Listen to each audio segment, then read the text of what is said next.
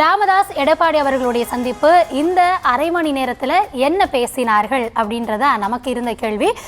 தொடர்ச்சியாக இந்த கேள்வி நமக்குள்ளேயே நம்ம வச்சுக்காம யார் அந்த தகவலை வெளியே சொன்னாங்களோ அவர்கிட்டயே நம்ம கேட்டிருந்தோம்.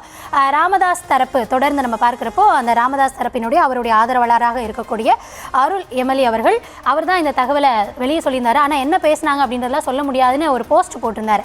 அதை அடுத்து நம்ம அவர்கிட்டயே கால் பண்ணி என்ன நடந்துச்சு அப்படின்னு நம்மளுடைய ப்ரொடக்ஷன்லேருந்து கேட்டிருந்தாங்க. என்ன அவர் பதில் அப்படின்றத பார்க்கலாம்.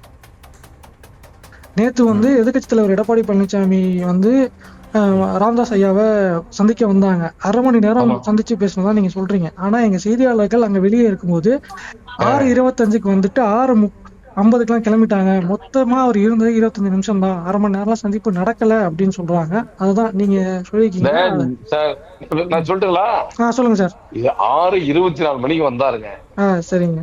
7 மணிக்கு தான் அங்க இருந்து கிளம்பி போனாரு. எங்க மாடியில அறையில இருந்து கிளம்புனாரு. சரிங்க.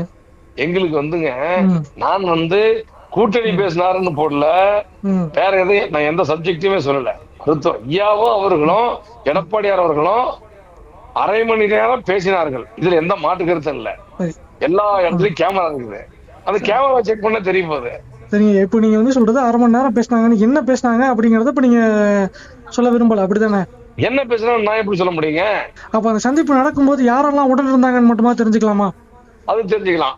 சந்திப்பு நடக்கும்போதுங்க அக்கா ஸ்ரீகாந்த் இருந்தாங்க, நம்ம தலைவர் கௌரவத்துல ஜி.கே. மணியன் இருந்தாரு, நான் இருந்தேன். அவ்வளவுதான். அதிமுக தரப்புல எதிர்கட்சி தலைவர் மட்டும் வந்தாரு. எதிர்கட்சி தலைவர் மட்டும்தான். இல்ல, ஒரு சந்திப்பு அப்படின்னா பல பேரும் வர்றாங்க, நலம் விசாரிக்கிறாங்க, அதை கடந்து போயிருக்கலாம். அதை பொதுவா வெளியில சொல்லி அரை மணி நேரம் தனியா பேசினாங்க அப்படின்னு சொல்றதுலயே ஒரு உள்ளர்த்தம் இருக்குல்ல? இல்ல, அது ஆமாம், எடப்பாடி பழனிசாமி அவர்களும் டாக்டர் ராமதாஸ் அவர்களும் தனியாக மருத்துவமனையில் உடல்நலம் விசாரிப்பதை தாண்டிய ஒரு சந்திப்பு அங்கே நடந்ததுங்கிறத பொது வெளியில எஸ்டாப்ளிஷ் பண்றாங்க டாக்டர் ராமதாஸ் தரப்பு. அதுதான் அவருடைய பேச்சில் இருந்தவர். என்ன சொல்றாரு? எல்லாரும் இருந்தோம், கேமரா போட்டோலாம் எடுத்து முடிச்ச பிறகு எல்லாரையும் வெளியில அனுப்பிட்டு அவங்க பேச்சுவார்த்தை நடத்தினாங்க. நான் உள்ளதா இருந்தேன், ஆனா என்ன பேசினாங்கன்னு நான் சொல்ல மாட்டேன்னு அவர் சொல்றாரு. ஸோ ஒவ்வொரு நகர்வுகள்லையும் அரசியலை புகுத்தி பார்க்க வேண்டியிருக்கு. அதே மாதிரி இவங்க சொல்றதுலயும் அந்த ஒரு அரசியல் இருக்கு.